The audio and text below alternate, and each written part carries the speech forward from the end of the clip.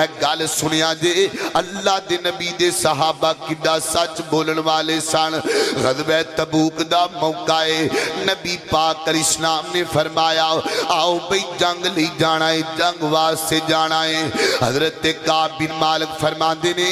میرے کول تیز گھوڑا سی، تیز سواری سی، تے میں آکھیا اے کیڑی گل ہے؟ کوئی گل نہیں، اللہ دے نبی نے اعلان کیتا ہے اے مسلمان چلے جان گے، میں پیچھے مل جا مانگا کیونکہ میرے کل تیز گھوڑا ہے، کوئی گل نہیں۔ فرماندے نے مسلمان نکل گئے، اللہ دے نبی غزوے باز سے نکل گئے۔ اے گل سنیا جدر آؤ، اسی تے گل گل تے جھوٹ بولنے آؤ۔ ویر جی انبیاء دی تاریخ دس دیئے، میرے نبی دے صحابہ دی زندگی دس دیئے، اونا لوگاں نے فلاح پائیے جڑے لوگ جھوٹ گولو بچ گئے نے۔ حضرت کعب فرماندے نے ایک دن گزر گیا،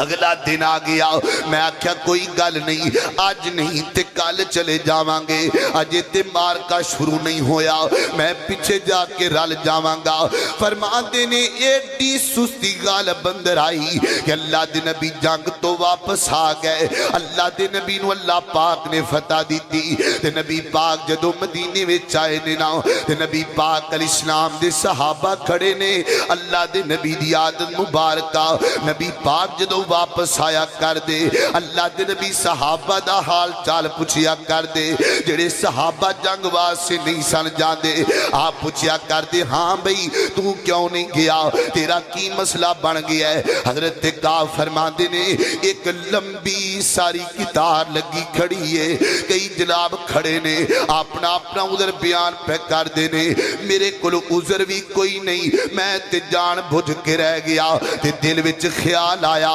چلو کوئی گل ایک جھوٹ بول کے گزارا کر لوانگے۔ فرماندے نے جدو اللہ دے نبی دے قریب آیا تے میرا ہاتھ جدو نبی پاک دے ہاتھ دی اندر گیانا تے میرے دل وچوں آواز آئی کعب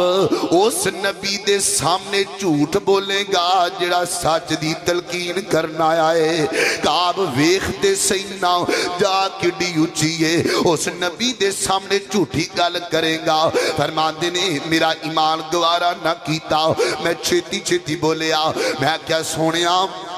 اصل اندر گال سیدھی صاف ہے، میں جان بجھ کے رہ گیا ماں، میرے کلو سستی ہو گئی ہے تے میں نہیں جا سکیا۔ اللہ دے نبی خاموش ہو گئے، نبی پاک نے تھوڑا جا سر ہلایا، حضرت کعب فرماندے نے میں واپس آ گیا ماں، ادھروں میں واپس آیا ماں، ادھروں اللہ دے پیغمبر نے اعلان کر دیتا ہے، فرمایا گل سنو بھئی آج تو بعد کعب نال کوئی بندہ نہیں بولے گا، آج تو بعد مدینے دا کوئی بندہ کعب نال گل نہیں کرے گا۔ فرماتے رہے میرے نال ہور بھی دو ساتھی سال، لیکن اللہ دے نبی دا ڈرا گیا ہے، میں صحابہ وچ بیڑا انہاں میں نال گالی کوئی نہ کرنی، مدینہ جناب پریا پر میرے واسطے سنجا بن گیا۔ فرماتے نے حتیٰ کہ تو تک نوبت آ گئی ہے میں مسجد نبی دے وچ جانا، اللہ دے نبی دے سامنے نماز پڑھنی، تے نبی پاک نے جدو سلام پھیرنا نا اللہ دے نبی نے چہرہ ہی پیچھے کر لینا، میں روندہ دن رات کھانچواں سواں دے۔ فرماندے نے پھر ایک دن انج دا آیا، میں اپنے گھر دے وچ جناب بیٹھا ہویا ماں، اچانک دروازہ کھڑکیا، میں آکھیا شاید اللہ دے نبی نو ترس آ گیا ہے، تے دروازہ جناب کھڑکیا نا، میں جلدی نال باہر آیا،